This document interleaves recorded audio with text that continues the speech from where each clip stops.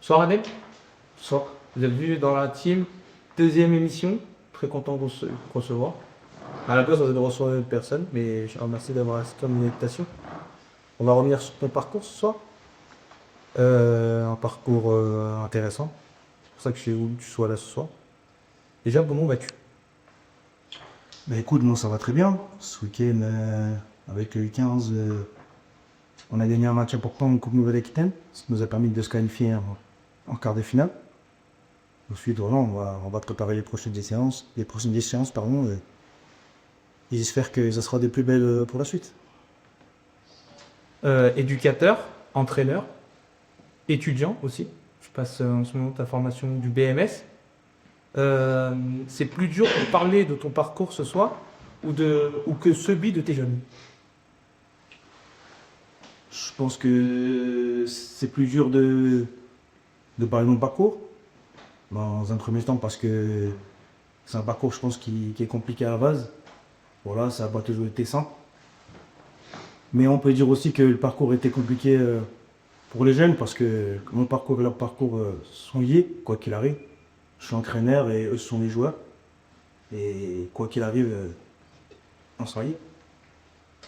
Quand tu t'assois ici dans mon canapé, qu'est-ce que tu ressens actuellement là? Qu'est-ce que tu ressens?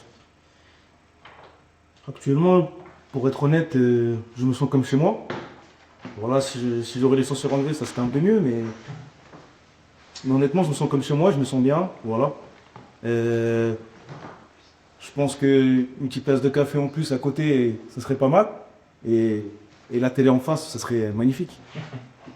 C'est un exercice qui est un peu compliqué, peut-être pour toi, de te livrer comme ça et de parler de ton parcours. J'ai dit, bon, on va faire ça, on a essayé de synthétiser, on a essayé de comprendre de tu es, et surtout, on va essayer de comprendre ce que la création fait de toi. Donc tu grandis au quartier, grandir ici, ça prend vite, parfois trop vite. On ne choisit pas toujours les circonstances, mais on choisit sa manière de réagir. Chaque étape de ta vie t'a façonné, parfois t'a découillé, d'illusions peuvent se rapprocher des planètes. Euh, Est-ce que tu as déjà eu le sentiment de devoir te construire sans mode d'emploi? Il y a toujours, je dirais qu'il y a toujours un mode d'emploi. Après, bien sûr, on grandit tous de manière différente, mais on grandit tous avec un mode d'emploi. Ce qu'il faut savoir, c'est que tout le monde ne grandit pas dans le même environnement. Chaque environnement est différent. Les codes sont différents.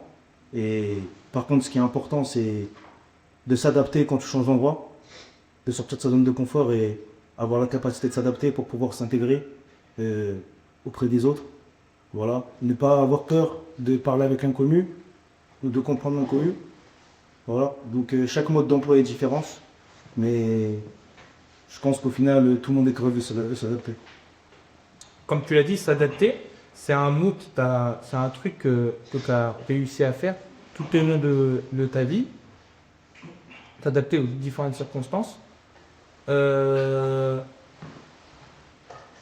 Ferais-tu un parallèle avec le foot et le quartier dans l'aspect éducatif et la transmission, c'est-à-dire les valeurs? Bien sûr, tout est lié, hein. C'est d'ailleurs notre premier boulot, notre premier travail avec les jeunes. C'est vrai qu'on est là avant tout pour enseigner à la pratique du football, hein, de faire part de nos connaissances, de leur transmettre notre savoir. Mais comme tu dis, c'est les valeurs qui sont les plus importantes. Nous, bien sûr, qu'on aimerait que plus tard ça devienne de bons footballeurs ou de très bons footballeurs. On aimerait que des joueurs signent en club pro, bien sûr, mais le plus important dans la vie, c'est d'être un bonhomme, d'être un bon citoyen, d'être une bonne personne. Quand je dis ça, c'est-à-dire bien se comporter avec les gens, voilà, bien se comporter avec ses parents, parce que certaines fois, ça nous arrive. Euh, on a des jeunes voilà, à la maison, qui sont différents que quand ils sont au foot. Et nous, notre objectif, je dirais pas d'éduquer, parce que l'éducation pour moi, c'est pour les parents, mais je dirais de transmettre les valeurs que nous, on a appris dans notre jeunesse, pour que plus tard, ils puissent faire la même chose avec les petits. Ces valeurs-là que tu essayes d'employer, est-ce que tu les as ressenties quand tu étais plus jeune? Est-ce que ces épreuves, là, ce parcours, puisque c'est un parcours qui est rempli de haut, de bas, est-ce que tu les as ressentis? C'est des valeurs que tu dois montrer à ces jeunes-là? Tu essaies de montrer un parcours similaire au tien, ou tu veux aujourd'hui que tes jeunes joueurs aient leur propre parcours pour qu'ils arrivent à grandir dans la vie? Tu sais, à chaque fois que tu parles avec quelqu'un, tu transmets tes valeurs, quoi qu'il arrive. C'est-à-dire que, je m'explique, quand tu vas parler avec une personne que tu ne connais pas, immédiatement, à sa façon de parler, comment elle se comporte avec toi, tu vas voir quelle valeur elle essaie de transmettre indirectement. Tu vois? Et après, c'est comme ça que des liens se créent. Donc nous, aujourd'hui, avec les jeunes, notre objectif, avant tout, c'est de créer ce lien de confiance. Donc ces jeunes-là qui sont en face de nous, ils vont d'abord t'analyser, t'observer, pour voir si on est la personne idéale pour eux. Parce qu'en fait, eux, les jeunes, quand ils te regardent, ils veulent faire comme toi. Donc toi, automatiquement, tu vas être un exemple pour eux, entre guillemets.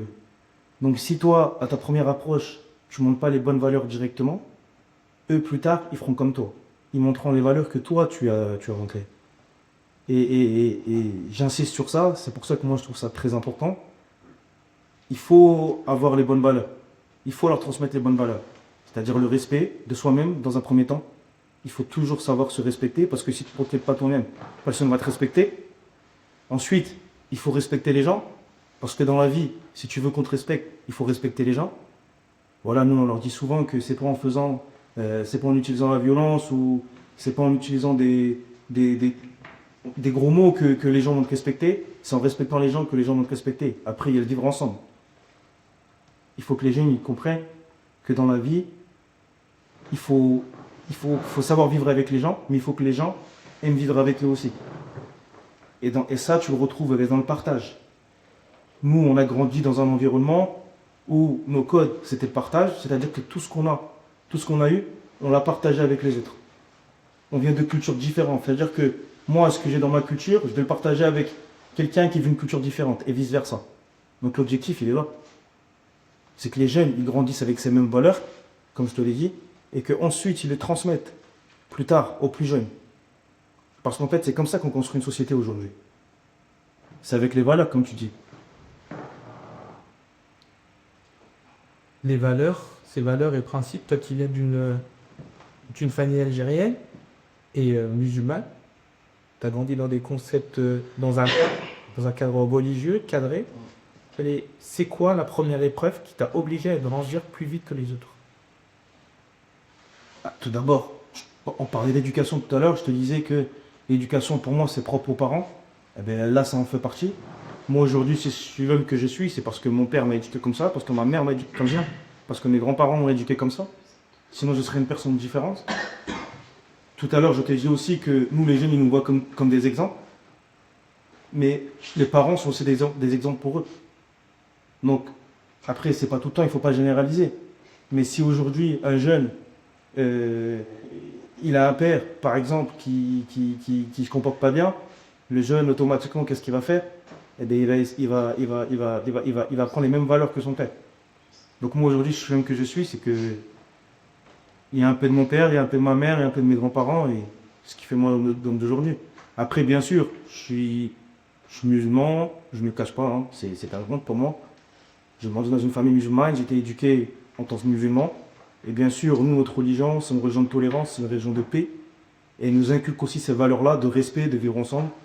Hein, le fait de respecter les gens, d'être tolérant avec les gens, peu importe leur religion, leur couleur, leurs ethnies.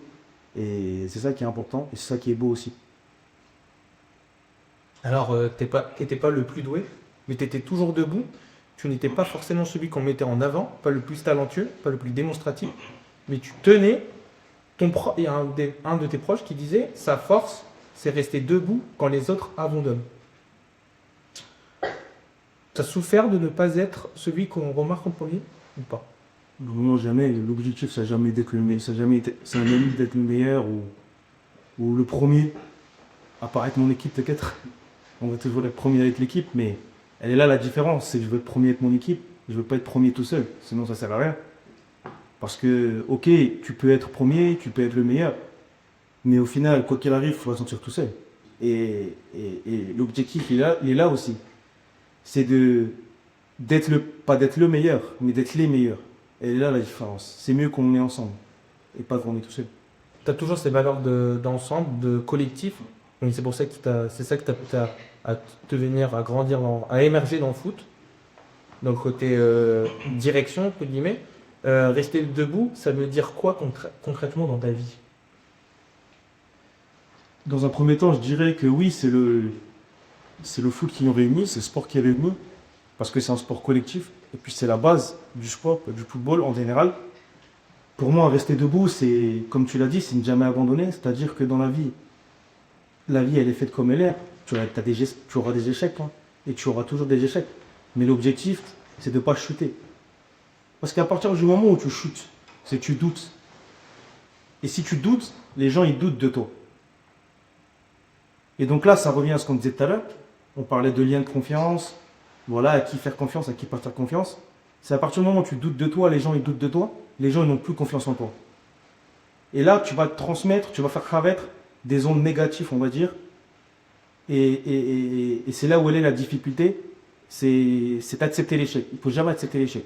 Donc rester debout, je vais peut-être me répéter, mais accepter l'échec et ensuite grandir et passer ces épreuves-là pour réussir tout simplement. Est-ce que cette détermination qui est devenue ta marque de fabrique, est-ce que c'est quelque chose qui aujourd'hui même pas te mettre en avant et laisser un peu les autres faire? Est-ce que c'est vraiment ça ta marque de fabrique? Non. Après, je veux pas être le meilleur, mais je suis pas du genre à laisser les autres faire aussi. Voilà, moi je pars du principe que on a un groupe, on est des amis avant tout, on a grandi ensemble, on se dit tout. Que ce soit bon ou mauvais, on se dit tout. Et l'objectif, c'est de pas rien faire, mais pas aussi trop en faire, dans le sens où il faut pas que j'en fasse trop pour pas paraître en avant par rapport aux autres. L'objectif, c'est que c'est le groupe qui soit mis en valeur et pas la personne. Donc toujours ces valeurs de collectif, toujours ces valeurs de Laurence Pro. Exactement. Le foot aujourd'hui, puis le coaching. Le foot chez toi, ce n'est jamais juste un sport, c'est un cadre, un langage. Puis un jour, tu passes de joueur à éducateur, tu arrêtes de te demander ce que toi, tu peux devenir, et tu te demandes ce que les autres peuvent devenir grâce à toi. Exactement. Hein. Après, ce qui vient aujourd'hui, c'est que je pratique toujours. Malheureusement, j'ai pas fait une mauvaise semaine. C'est pas le plus important. Vous savez, devenir éducateur à la base, c'était même pas quelque chose que j'avais envisagé. Hein, c'était l'idée principale d'un ami en moi. D'ailleurs, que j'embrasse fortement. Bisous Mohamed.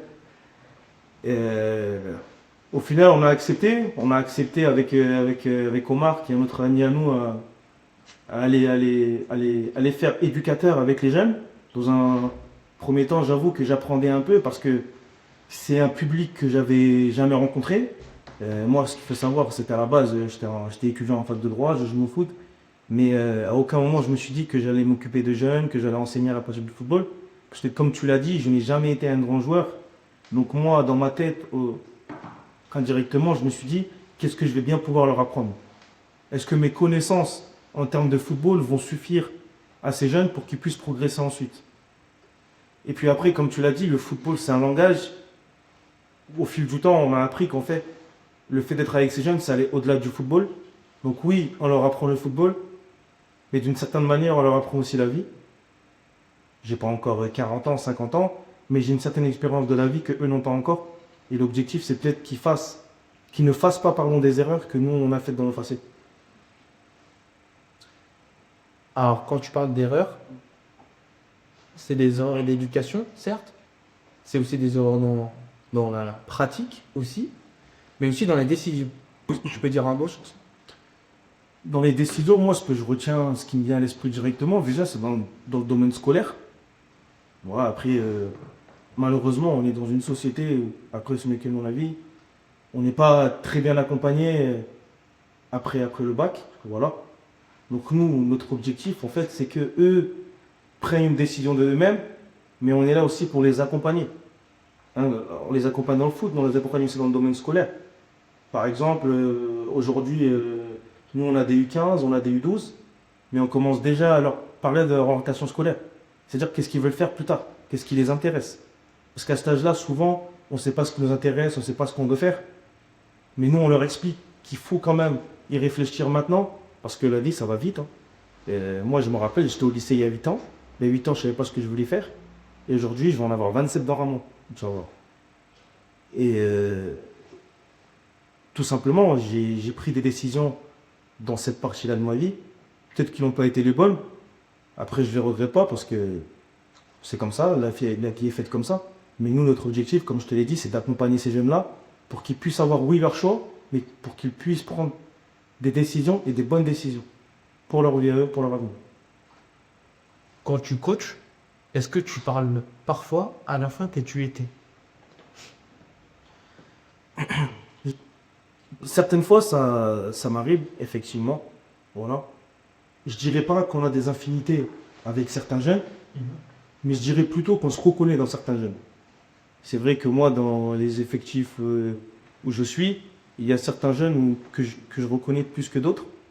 Voilà, certaines fois, je ne me dirais pas que je parle à moi-même, mais je dirais que je parle à quelqu'un qui était comme moi dans la personnalité, dans le comportement quand j'étais jeune. Et donc, effectivement, quand je vais avoir une discussion avec ce jeune-là, la discussion va être plus approfondie. Et certaines fois, elle va dériver sur des sujets qui sont autres que le football. Mais je vais toujours lui parler de manière bienveillante, justement pour que lui sente que j'ai confiance en lui et pour que lui sente ensuite qu'il a confiance en lui. Et il est là le but. Tu as expliqué un peu ta manière de coacher, d'éduquer ces enfants-là que tu as avec toi, ces jeunes-là que tu as avec toi, jusqu'au développement, où tu coaches une catégorie U12 ou une catégorie U15.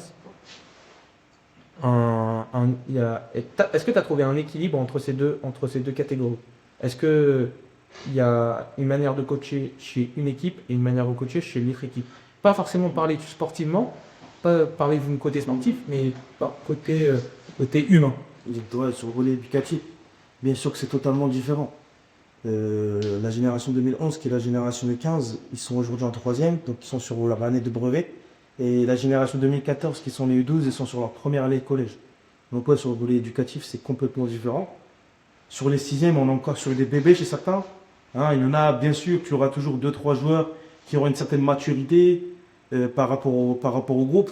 Mais la plupart du temps, c'est des bébés, c'est des enfants sur qui il faut prendre soin, c'est des bébés, pardon, c'est des enfants, pardon, à qui il faut parler, voilà, à qui il faut rassurer, à qui il faut être attentif, parce qu'il faut être attentif sur tout ce qu'ils font, pas notamment que sur le football, mais aussi sur le domaine scolaire, comme je t'ai dit, sur leur comportement en dehors du terrain, donc c'est-à-dire dans leur vie quotidienne. Et en parallèle, tu as les U15. Tu as les U15 de la génération 2011 qui vont avoir 15 ans. C'est des adolescents. La plupart, la plupart, je les ai eus quand ils étaient en sixième aussi. C'était des bébés. Mais aujourd'hui, je vois la différence. Je vois qu'ils ont grandi mentalement, qu'ils ont acquis une certaine maturité, qu'ils ont acquis aussi une certaine expérience. Et surtout qu'ils ont compris que les valeurs qu'on leur a transmises tout au long de ces années, eh bien, ils essaient de les développer entre eux et avec les gens. Et c'est ça qui fait plaisir au final parce que le groupe qu'on a constitué avec Mohamed et Omar, aujourd'hui on peut être que fier d'eux sur le comportement parce que aujourd'hui on n'entend que du bien sur eux. Il n'y a aucune personne qui vient nous parler mal d'eux. Voilà, que ce soit footballistiquement ou sur le comportement. Mais le plus important c'est le comportement. Voilà, la plupart des propos qu'on a sur eux, c'est des bons enfants. Voilà, ils sont respectueux, ils sont attentifs. Et bien sûr, le petit bonus en plus, c'est que ce sont des bons joueurs. Et ça fait plaisir pendant ça. Finalement, ce que je résume pour le moment de ton ici, coacher pour toi, c'est pas coacher que simplement des joueurs, mais c'est coacher des vies. Est-ce que parfois tu te sens plus responsable qu'entraîneur? Bien sûr que tu es responsable. Déjà, juste quand tu prends le volant avec le minibus pour aller à Bordeaux parce que tu as un match à 2h30 de Limoges, tu es responsable déjà. Déjà, tu es responsable de leur vie parce que c'est toi qui conduis. Donc déjà là, tu as une certaine responsabilité. Après, comme je t'ai dit, il y a plusieurs formes de responsabilité. Tu n'es pas responsable de leur vie entière parce qu'ils ont des parents. Mais bien sûr que tu es responsable dans le sens où, eux, dans la semaine, certains gamins, ils vont te voir plus que leurs parents. Ou alors, ils vont échanger plus avec leurs parents. Plus qu'avec leurs parents, pardon. Tu vois ce que je veux dire? Donc, bien sûr que tu es responsable. C'est comme je t'ai dit tout à l'heure. Tu vas faire quelque chose. Eux, après, ils vont prendre exemple et ils vont peut-être faire ce que toi, tu as fait. Et elle est là, la complication. C'est qu'en fait, tu leur demandes de bien se comporter, mais toi-même, déjà, dans un premier temps, tu dois bien te comporter. Euh, Dans ta façon de coacher, dans ta façon d'éduquer ces jeunes, qu'est-ce que tu te refuses dans ce rôle? Qu'est-ce que je me refuse? Euh, c'est comme tu m'as posé la question tout à l'heure, mais je dirais comme toi, c'est de ne jamais abandonner. Je leur demande pas d'être comme moi parce que tout le monde a sa sensibilité, tout le monde a sa personnalité, tout le monde ressent les choses différemment. Mais nous, ce qu'on leur demande dans un premier temps, c'est de ne jamais abandonner. C'est d'avoir une mentalité de guerrier. Tu vois, ça, c'est l'une des valeurs qui est primordiale chez nous. C'est même pas moi, c'est même pas les éducateurs, c'est carrément la valeur, c'est les principes, les valeurs du club, c'est d'avoir une mentalité de guerrier. Que ce soit sur le terrain, en dehors du terrain, dans la vie de tous les jours, tu ne dois jamais abandonner. Tu ne dois jamais refuser le combat. Au contraire, tu dois aller au front et tu dois te battre. Par contre, tu ne dois pas te battre tout seul. Tu dois te battre avec tes potes, avec tes amis. Toujours dans les balances de politique. Toujours. Plus important. Et surtout l'exigence. Parce que là, on ressent une exigence dans ce que tu viens de dire. Il y a un de tes proches qui nous dit aussi trop exigeant avec lui-même, sans se contenter du minimum. Une exigence nourrie par la vie, par les origines, par la volonté, par des idées de ne jamais tricher. Aujourd'hui, tu es en fonction DMF. À un moment où certains pensent avoir compris, toi, tu retournes apprendre. Pourquoi c'est important pour toi de passer le DMF maintenant? Parce qu'on a toujours besoin d'apprendre. Je joue au football, je regarde beaucoup le football à la télé, je regarde beaucoup de vidéos sur le football, mais je ne connais pas le football par cœur. Aujourd'hui, tu peux même prendre Pep Guardiola, tu peux même prendre Jürgen Klopp, qui tu veux, ils ne connaissent pas le football par cœur. Parce qu'on ne peut pas gagner tous les matchs. Il y aura toujours des failles dans le point. Donc, tu es obligé d'apprendre. Et puis même, tu apprends pour toi-même dans un premier temps, parce que toi, tu veux te nourrir de cet apprentissage. Et ensuite, tu veux te nourrir de cette théorie pour pouvoir la mettre en pratique sur le terrain. Et du coup, tu apprends aussi pour ceux que tu formes. Parce que tu ne vas pas former des gamins si par exemple, tu ne sais pas faire ton entraînement. Si par exemple, tu ne sais pas élaborer un projet de jeu. Si par exemple, tu ne sais pas élaborer un plan de jeu. Tu vois? En fait, cette formation, c'est se casser la tête, c'est se forcer à réfléchir, mais pour ton bien. Pour qu'ensuite, tu ailles sur le terrain, que tu sois plus à l'aise avec les jeunes et surtout que tu sois plus à l'aise avec toi-même. Ça revient à ce qu'on disait tout à l'heure. Si toi-même, tu as des doutes sur ce que tu fais, les gens, ils vont avoir des doutes sur toi. Et le but, c'est que moi, je n'ai pas de doute. Donc, je vais apprendre. Est-ce que tu t'es déjà senti illégitime dans ce milieu-là? C'est-à-dire le fait de revenir apprendre, gamin de quartier, qui souhaite revenir, peut-être qu'il était en fac de droit, qui souhaite revenir dans un milieu sportif, dans l'éducation sportive. Est-ce que tu t'es senti à un moment donné en trop dans ce milieu-là? Non, jamais. Tout le monde a sa place dans le sport. Il faut juste trouver le bon sport. Moi, par exemple, le rugby, ça m'intéresse pas. Le basketball, ça m'intéresse pas. Le handball, ça m'intéresse pas. C'est le football qui m'intéresse. Je joue au foot depuis que j'ai 5 ans et demi. Donc, je peux pas me sentir illégitime. Peut-être que j'ai pas été le meilleur joueur de la terre entière. Mais sans me jeter de fleurs, sans me vanter, je pense avoir quand même avoir certaines connaissances que je peux transmettre à ces jeunes. Après, c'est comme je te l'ai dit. J'ai des connaissances, mais il faut que je les approfondisse. J'ai du savoir, mais pas assez. J'ai encore plus de savoir. Pour que je puisse ensuite leur transmettre et pour que eux, ensuite, ils aient aussi cette même soif d'apprendre, cette même soif de savoir et qu'ils aillent apprendre d'eux-mêmes. Parce que c'est en voyant les gens apprendre que tu vas apprendre. Justement. Un de tes proches a aussi, t'a aussi résumé en une phrase. C'est un rêveur discipliné, mais qui ne se contente pas du minimum.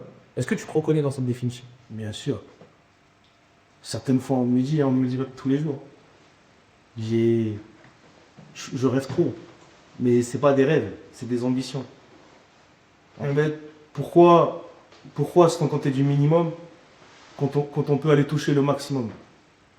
Et là, je dirais pas que c'est ma devise, mais c'est une phrase importante. Parce qu'en fait, si tu te contentes du minimum, c'est qu'en fait, tu te suffis, t'es dans la suffisance. Et moi, j'aime pas être dans l'insuffisance. Je veux toujours être au maximum de mes capacités, je veux toujours repousser mes limites. En fait, c'est de cette manière-là que je dois ce que je vaux vraiment. Et c'est pareil quand tu es joueur. Moi, par exemple, je vais être énervé contre mes joueurs quand ils vont pas se donner à fond sur le terrain. Ils peuvent perdre un match. Je leur dis souvent, vous pouvez perdre un match. Mais il y a des manières de perdre un match. Si tu perds un match parce que tu t'es pas donné à fond, parce que tu n'as pas connu, parce que tu n'as pas fait le retour défensif, parce que tu n'as pas fait l'effort, là, je ne veux pas être content. Par contre, si tu perds un match parce que tu es tombé sur meilleur que toi, mais que toi, sur le terrain, tu as un peu poussé tes limites, c'est-à-dire que tu t'es donné à fond, tu n'en peux plus, qu'est-ce que tu veux reprocher au gamin? Il s'est donné à fond. Et ça, il faut le voir comme une leçon. J'ai encore du travail. Ok. Là, c'est pareil. Je ne suis pas rêveur.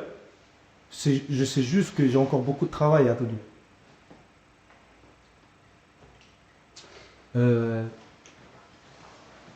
T'as pas parlé de la discipline. Ben, je coach des jeunes, je éduque des jeunes, c'est. Il y a un truc que, que tu mets pas de point dessus, qui est peut-être discret, c'est la discipline. Quand tu disciplines les jeunes, c'est comment toi chez toi? Au-delà des valeurs. La discipline, elle passe par les règles. Il faut un cadre. Tu peux pas venir prendre en charge une équipe, entraîner une équipe, si tu n'as pas de cadre. Il faut des règles. Et dans ces règles-là, il y a des règles individuelles, mais il y a surtout des règles collectives qu'il faut respecter. Je me rappelle l'année dernière, à notre session le 14 de juin à Algune, on a fait une charte. Cette charte-là, on l'a imprimée, on l'a fait signer aux joueurs et aux parents. Et l'objectif est que les joueurs et éducateurs respectent cette charte. Dans cette charte, on va retrouver des choses basiques, des choses de la vie quotidienne. Hein. C'est-à-dire arriver à l'heure à l'entraînement, prévenir si on arrive en retard, toujours avoir ses équipements. C'est des choses simples, hein, mais c'est des choses qui vont les aider plus tard dans leur vie, quand ils vont avoir un emploi, quand ils vont avoir un rendez-vous, par exemple. Et pour en revenir à ce que tu me disais sur la discipline, ça, c'est une manière de les discipliner. Tes valeurs, il y a un truc dont tu n'as pas parlé, dès le début, qu'on a évoqué. Tu viens d'une famille algérienne, l'Algérie, une identité, une transmission.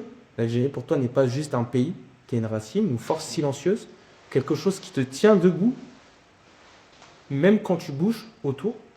Quand tu penses à l'Algérie aujourd'hui, qu'est-ce qui te vient directement?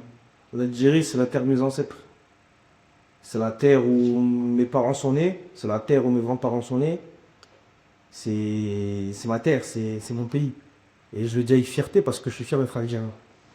L'Algérie, il faut savoir que pour ceux qui ne savent pas, c'est un pays qui a une histoire douloureuse et belle à la fois. Et aujourd'hui, mon but, c'est pas de défendre le comportement de certains Algériens ou pas, mais mon but, c'est de faire comprendre à certains pourquoi les Algériens sont fiers. Ils sont fiers parce que on vient d'un pays qui a connu la colonisation de la part d'un pays occidental. On vient d'un pays qui a voulu, on vient d'un pays, pardon, qui a connu, dans un certain sens, l'esclavage de la part d'un pays occidental, pardon. Et ce pays-là qui a connu toutes ces souffrances, son peuple a connu ces souffrances, a réussi à rester debout, comme tu dis, à affronter les épreuves. Et ensuite, il a réussi à se construire lui-même. Donc aujourd'hui, c'est pour ça que les Algériens, ils sont fiers de ce pays. C'est pour ça que moi, aujourd'hui, je suis fier d'être algérien. Je suis fier d'être algérien parce que c'est la terre de mes ancêtres. Les ancêtres, ils sont nés là-bas, ils ont construit une vie là-bas, ils se sont battus. Ils se sont battus pour que nos parents, pour que nos grands-parents puissent avoir une vie meilleure, pour qu'ils puissent se nourrir, pour qu'ils puissent avoir un habitat. L'Algérie, c'est inexplicable, il n'y a pas de mots. C'est vraiment inexplicable. Est-ce que cette identité t'a parfois rendu plus exigeant avec toi-même? Bien sûr. Je vais te dire un truc que tu sais sûrement déjà, mais je suis du Canadien. Tiens, mon père lui-même, il est exigeant envers lui-même. Donc avec moi, il est encore pire. Tu sens des fois que tu es plus fermé que les autres, Non, je suis pas fermé. Au contraire, qui est plus ouvert d'esprit. bien sûr, je suis ouvert à tout le monde. Moi, ça me dérange pas. Tu vois, je suis algérien, je suis fier d'être algérien, mais ça me dérange pas de me mélanger. Au contraire, au contraire. C'est même ça qui est magnifique. Moi, je veux transmettre aux gens de ce que je sais de l'Algérie, de ce que l'Algérie procure. Et au contraire, moi, ça me fait plaisir. Ça me fait plaisir que les gens me transmettent leur culture, le savoir de leur culture. Aujourd'hui, moi, je peux me poser avec un Marocain, un Sénégalais, un Français, un Allemand, un Chinois, qui tu veux. Ça me dérange pas. Au contraire, c'est ça qui me fait le plus plaisir. Et c'est ce qu'on transmet aussi aux jeunes. C'est qu'ils sont tous pareils. Il n'y a pas de différence. Oui, je suis fier d'être algérien, mais l'origine, c'est un détail aussi. Tu vois? Au final, on est tous des êtres humains. On a tous deux bras, deux jambes, on a le même cœur. Il n'y a rien qui change. Cet été, tu y étais. Là, j'ai regardé toute la, l'histoire algérienne, vraiment quand t'es passé à Alger. Il y a eu une émotion qui s'est proférée en toi. Bien sûr qu'il y a eu une émotion. Parce que là-bas, j'ai découvert des trucs que je ne savais même pas. T'avais découvert ton pays. Exactement. Ça revient à ce que je disais tout à l'heure sur la soif d'apprendre. Je suis quelqu'un, moi, je veux toujours apprendre. Plus apprendre. Toujours. Et déjà encore plus sur le pays de tes ancêtres. Tu vois. Donc oui, effectivement, j'ai eu une certaine émotion. Je m'étais ému. Parce que quand tu rentres dans un musée, ou alors quand tu visites un monument et que tu découvres vraiment ce qui s'est passé dans les détails, parce que je savais ce qui s'est passé, mais je ne connaissais pas vraiment les détails, pour être honnête. Donc quand tu rentres dans un monument et que tu découvres vraiment ce qui s'est passé dans les détails, tu peux que être ému. Et aujourd'hui, euh, euh, est-ce que tu transmets cette culture à tes joueurs? Et des fois, sans même le dire, en restant caché, sans même dire que moi, en étant algérien, j'aurais fait ceci. Moi, en étant algérien, j'aurais fait cela. Bien sûr. C'est comme je t'ai dit, être algérien, c'est un détail. Je suis algérien, je suis fier, mais c'est un détail. Tu sais, nous, les Algériens, on est fiers, mais les Sénégalais, ils sont aussi fiers que nous. Les Marocains, ils sont aussi fiers que nous. Les Tunisiens, ils sont aussi fiers que nous. Les Français, ils sont très, très, très fiers. Tu vois, c'est pas que les Algériens qui sont fiers.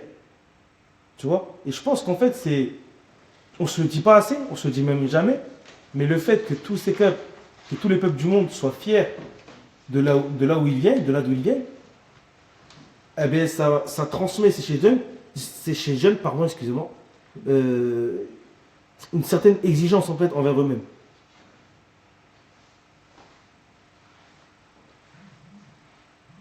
Un parallèle avec l'Algérie, c'est ton authenticité et la transmission de ces valeurs.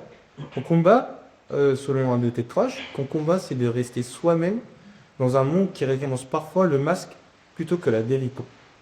Être lucide, penser aux autres avant soi, ne jamais cesser d'apprendre. T'as l'impression d'être toi-même. T'as déjà eu l'impression d'être toi-même à un moment donné où tu n'étais pas à l'aise à certains moments de ta vie. Bien sûr, dans ta vie, tu traverses toutes sortes d'épreuves. Donc des fois, je ne l'ai pas dit tout à l'heure, mais des fois, tu doutes de toi-même. Et des fois, tu es dans la recherche, t'es dans la recherche de toi-même. C'est-à-dire que tu essaies de comprendre qui tu es, tu te cherches un peu, qui tu es vraiment, à quoi tu sers. Tout le monde est passé par là, je pense. Mais une fois que tu as trouvé une réponse à tes questions, tu ne peux plus douter. Moi, aujourd'hui, pour être honnête, je ne doute plus. Parce que je sais ce que je veux et je sais ce que je veux vraiment. Je sais quel est mon objectif. Et ça, il n'y a personne qui peut me stopper. C'est-à-dire que je ne dis pas que je dis pas que je vais y arriver. Mais au moins, je vais essayer, je vais tenter. Et si j'y arrive pas, c'est pas grave. Mais au moins, je n'aurai pas de regret. Parce que j'aurai fait tout ce que j'ai pu. C'est ça, il y a un autre de tes proches qui a dit, il nous a toujours dit que je voulais vivre en ayant la conscience tranquille, en ayant vécu intensément et ne jamais avoir regretté un de mes épisodes Ah ouais. dans ma vie et jamais regretté une de mes épreuves de ma vie. Exactement. Exactement. Tu sais, dans la vie, il y a des beaux moments, il y a les mauvais moments. Je vais te parler des bons moments. Et je peux même le conseiller aux auditeurs qui sont là. Il faut toujours vivre les bons moments à fond, Zane. Parce que, comme tu l'as dit, on peut le regretter. Et je pense que ça arrive à tout le monde. Hein. Par exemple, quand tu vas passer une soirée ou une après-midi avec tes copains, parfois tu vas rentrer après et tu vas te dire j'ai pas assez profité parce que peut-être t'as pas été toi-même. Et c'est pour ça que moi je conseille vivement à tout le monde de vivre les bons moments à fond pour pas avoir de regrets. Parce qu'en fait, l'objectif c'est que ces moments ils se transforment en souvenirs, en nostalgie, mais en bonne nostalgie, pas en mauvaise nostalgie, justement. Qu'est-ce que tu transmets aux jeunes sans même t'en rendre compte? Est-ce qu'il y a des moments où tu as transmis une valeur, un principe, t'en es pas forcément rendu compte et à la fin tu t'es dit, ah, c'était pas si mal finalement. Le respect. Par exemple, je vais te donner un exemple. Avec Omar, cette année, on a pris en charge la catégorie 12. On les a rencontrés au mois de septembre, au mois d'août, pardon. La première chose qu'on leur a dit, c'est le respect. Donc nous, on leur a dit, on est plus grand que vous, on est plus grand que vous devez nous respecter. Mais pas dans le sens, ils sont plus petits que nous, donc eux, ils doivent arrêter de parler, nous, on ne doit pas parler. Mais dans le sens où ils doivent nous respecter en termes de comportement, leur manière de parler avec nous, parce qu'on n'a pas le même âge. Et ça, c'est les gens oublient malheureusement. Ils oublient la différence d'âge entre certaines personnes. Et donc la troisième chose pour en venir, c'est le respect. Si demain tu vas travailler avec quelqu'un et qu'il ne te respecte pas, tu ne peux pas travailler avec lui. Et bien là, c'est pareil. On ne va pas travailler avec un groupe qui va nous manquer de respect. Donc tu es obligé indirectement, même si tu ne dis pas le mot respect, de leur faire comprendre qu'il faut du respect entre nous. Parce que eux, ils doivent te respecter, mais toi aussi tu dois les respecter. C'est pas qu'ils sont plus petits que toi, tu ne dois pas les respecter. C'est des êtres humains comme toi. Plus tard, ils vont grandir. Et c'est quand je disais tout à l'heure, si tu veux que les gens te respectent, faut que toi tu respectes les gens. Tu vois ce que je veux dire? Aujourd'hui, on a souvent des problèmes où les ados ils respectent pas les personnes plus grandes qu'elles, ou alors les ados ils se respectent pas entre eux. Mais ça parce qu'en fait la base elle a été mal travaillée. C'est parce qu'en fait à la base dès le départ il n'y a jamais eu de respect entre eux, il n'y a jamais eu de respect entre les gens. Tu vois? Ou parce qu'un tel n'a pas respecté l'autre, donc plus tard lui, qu'est-ce qui lui arrive? Eh bien les gens ils le respectent pas. Tu vois, dans la vie en fait, tu vas avoir on va te faire ce que toi tu as fait aux gens. Tu vois? Euh, que ce soit les jeunes, même, que ce soit un inconnu, qui tu veux. Il faut que tu laisses ta trace, mais dans le bon sens. Tu vois, il faut que tu laisses ta trace, il faut que tu laisses, comment dire, un bon souvenir de toi. Tu vois, moi je veux que les jeunes ils grandissent et qu'ils se disent, lui je m'en rappelle, il était là, il était gentil avec moi, il m'a toujours aidé, il m'a toujours assuré, il m'a toujours accompagné. Tu vois? Et il est là l'objectif. Par contre, s'ils grandissent et ils parlent de toi en mal aux autres, là, je vais prendre ça comme un échec. Tu vois? Donc, d'où l'importance, dès le départ, d'inculquer la valeur du respect. Le pilier fondamental dans ta vie, ça a été le respect. Ah oui. C'est ta notion fatidique, c'est ton fil conducteur. Maintenant, c'est quoi pour toi réussir sans te trahir? Ton proche nous explique ça. Il nous disait souvent que je voulais me réussir, mais en me reconnaissant. Allez. Je veux réussir en étant moi-même, tout simplement. Il faut jamais. Tu vois, moi, j'ai une personnalité assez atypique. Voilà, des fois, je suis un peu borderline, c'est-à-dire que des fois, je suis un peu foufou avec mes proches. Et ça, malheureusement, c'est même pas malheureusement, c'est heureusement, je suis comme ça. Tu vois, eux, mes proches, ils m'acceptent comment je suis. Eh bien, moi, je pars du principe que ce soit dans ma vie professionnelle, dans tout ce que je vais entreprendre plus tard dans la vie, il faut que je reste moi-même malgré tout, tu vois. Je peux pas aller jouer un personnage, aller faire genre je suis quelqu'un d'autre, alors que je ne suis pas cette personne-là. Donc oui, moi je veux réussir, mais je veux réussir en étant moi-même.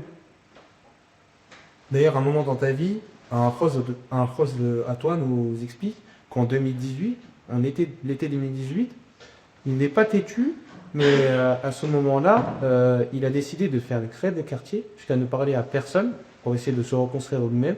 Et c'est là où il a compris qu'il fallait réussir en étant soi-même.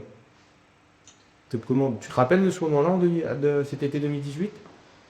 C'était 2018. Et c'est là où tu as commencé, pardon, excuse-moi, c'est là où tu as commencé à t'intéresser au métier du social. Exactement. Exactement, exactement. Et beaucoup de souvenirs en tête de cet été-là. Mais d'ailleurs, c'est un été que j'oublierai jamais de ma vie.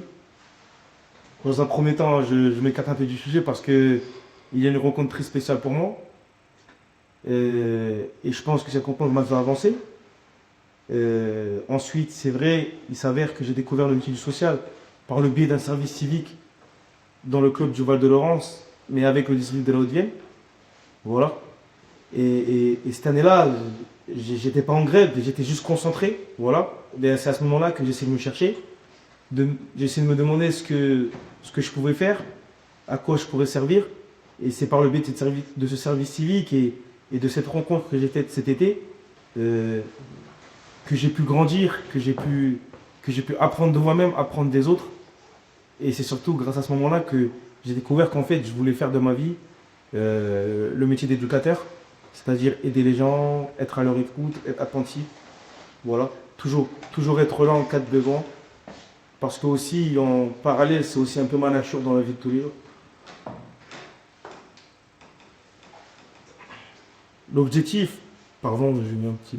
L'objectif, c'est, je le dis souvent, je le dis souvent. L'objectif, quand tu te lèves le matin, c'est de toujours faire mieux de ce que tu as fait la veille.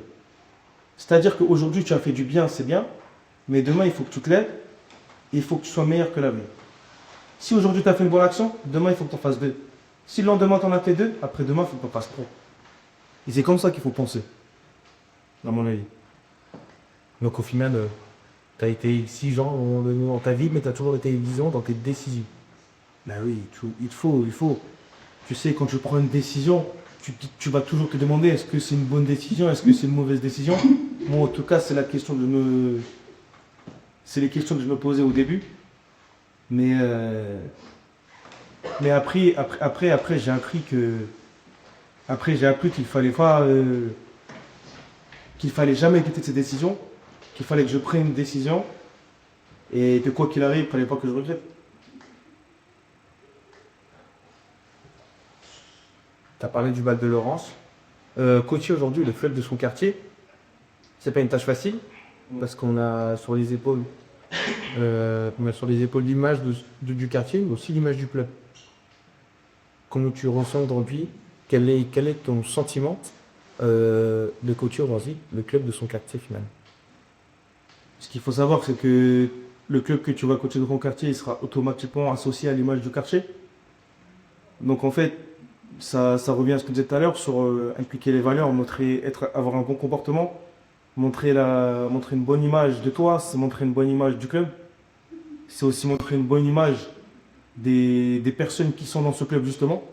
Et je pense que c'est par le biais de cela que on va redorer un peu l'image du quartier. Parce qu'aujourd'hui, quand on entend parler du Val-de-Laurence, malheureusement, on n'entend parler que des mauvaises choses, hein, que des choses négatives. Et nous, notre objectif, c'est de montrer par le biais du sport que dans le quartier du Val-de-Laurence, on fait aussi de belles choses et qu'on peut créer et passer de bons moments conviviaux. Pour finir, il y a une phrase qu'un de tes proches m'a dit. Il a dit, je cite, je veux qu'on dise de moi que j'ai vécu intensément, consciemment, pardon, et que je n'ai jamais cessé d'apprendre et de rester moi-même. Quand tu entends cette phrase aujourd'hui, tu en es où? Aujourd'hui, j'en suis là où je suis. C'est-à-dire que je suis conscient de ce que je fais, et heureusement, parce que sinon il y aura un problème. Je suis conscient aussi de ce qu'on est en train de réaliser avec le fer, de ce que je suis en train de réaliser aussi dans ma vie de tous les jours. Et je suis conscient aussi que le travail, c'est pas facile et qu'il va pas être facile dans l'avenir. Mais que quoi qu'il arrive, il faut rester soudé et qu'on va avancer ensemble. Est-ce que tu respectes l'homme? Aujourd'hui, est-ce que tu respectes l'homme que tu voulais devenir? Si on revient peut-être 7 ans, 8 ans en arrière, est-ce que aujourd'hui tu te vois comme ça aujourd'hui, éducateur, étudiant de la formation BMF? Est-ce que tu te reconnais? Comme je t'ai dit, hein, à l'époque, jamais j'aurais pensé faire éducateur. Donc bien sûr que je respecte l'homme que je suis aujourd'hui parce qu'il faut toujours se respecter. Mais je ne serai jamais satisfait de ce que je fais à 100%. Parce que bon, malheureusement, je suis comme ça. C'est-à-dire que quand je réussis à faire quelque chose, quand j'arrive à réaliser quelque chose, que ce soit individuel ou collectif, je voudrais toujours faire mieux la prochaine fois. Tu vois, ça revient à ce que je disais tout à l'heure. Si aujourd'hui j'ai fait une chose bien, demain je devrais faire deux choses bien. Il te reste encore à apprendre ou pas? Bien sûr, tu sais, tout au long de ta vie, tu vas apprendre. Si je suis encore vivant d'ici là, même à 90 ans, Inch'Allah, tu auras besoin d'apprendre. Tu sais, tu seras toujours confronté à certaines situations, euh, des situations que tu n'auras pas forcément rencontrées dans ta vie, que tu vas les rencontrer plus tard, et tu seras automatiquement obligé d'apprendre. Mais c'est aussi en pratiquant, en vivant des situations particulières que tu apprends. Un message peut-être que tu peux donner à tous ceux qui nous regardent. Tout Ça a simplement. besoin à toi. Tout simplement, aimez-vous, aimez-vous vivant, c'est important. Voilà, pardonnez. Je sais que parfois c'est dur de pardonner, on est tous rancuniers un peu au fond, mais pardonnez-vous, c'est important parce que dans la vie on peut avoir des regrets. Et aimez-vous parce que le plus important c'est de se construire. Et c'est mieux de se construire en s'aimant quand on se déteste. Je reprends une citation d'un autre de tes proches qui nous a témoigné. Il nous dit il nous dit, je cite un de ses propos, il avait toujours cette faculté, à part malgré qu'on lui ait fait du mal, des fois qu'on restait un peu à travers de la gorge, mais il pardonnait très facilement. Cette notion de pardon, tu l'évoquerais aujourd'hui, comment, et surtout si demain un jeune qui vient dans ton groupe, comment tu lui expliquerais cette notion de pardon? Tout d'abord, cette notion de pardon, tu vois, elle me vient de ma religion, tu vois. Moi, j'ai été éduqué comme ça aussi, de manière religieuse. Dans la religion musulmane, tu vois, on te dit que si je pardonne, toi, tu ne peux pas pardonner, tu vois. Donc, quand tu prends cette phrase, cette phrase, voilà, avec tout son sens, tu te dis qu'il faut pardonner, justement, tu vois. Je suis d'accord sur le fait voilà, parfois c'est dur de pardonner parce que ça reste dans la tête. On est tous rancuniers un peu au fond, comme je l'ai dit, mais il faut savoir pardonner. Parce que, en fait, tout le monde fait des erreurs. Toi, tu fais des erreurs, moi, je fais des erreurs, ils font des erreurs, tu vois. Et toi, tu aimerais que quand tu fasses une erreur, la personne en face de toi te pardonne. Donc toi, à partir du moment où tu vas réussir à penser comme ça, tu vas pardonner. Après, bien sûr, pour moi, pardonner, ça veut dire oublier aussi. Tu vois, parce que souvent, les gens, ils te disent pardonner, mais pas oublier. Mais pour moi, les deux, ils vont ensemble. Si tu pardonnes, ça veut dire que tu as oublié ce qu'il a fait. Tu vois?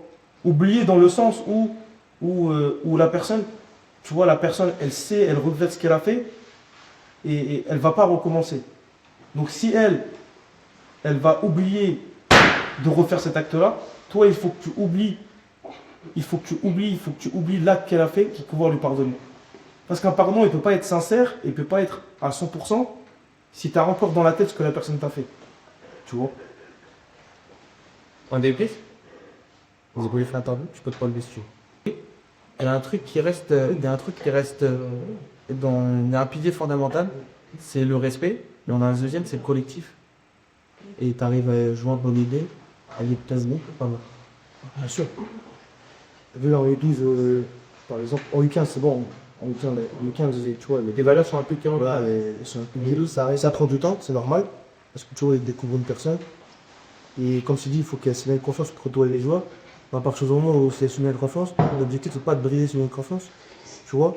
Et ensuite, tu sais, dans une équipe, dans un coéquipe, tu auras toujours un ou deux joueurs leaders, tu vois. Et l'objectif, en fait, c'est d'inculquer plus ces valeurs à eux dans un premier temps, tout en les inculquant aux autres aussi, mais plus à eux, pour que eux ensuite puissent les impliquer, tu sais, à leurs amis dans le groupe. Et tu vois, donc ça prend du temps, c'est normal. Une fois que ces valeurs elles sont intégrées, c'est parfait. Et là, tu vois, en U12, ben, on est encore on est dans ça, le combat, tu vois. On est dans impliquer des valeurs, tu vois. En ce moment, on est beaucoup sur le terrain, tu vois. Jamais lâcher, dans les retours défensifs, tu vois, pour avoir se demander d'y aller. Ça va prendre du temps, mais on va quand même, Inch'Allah, tu vois. Qu'est-ce qu'on a pensé de cette leçon d'interview? Franchement, j'ai trouvé enrichissante. Tu vois, parler d'apprendre et même au cœur de cette interview, j'ai appris.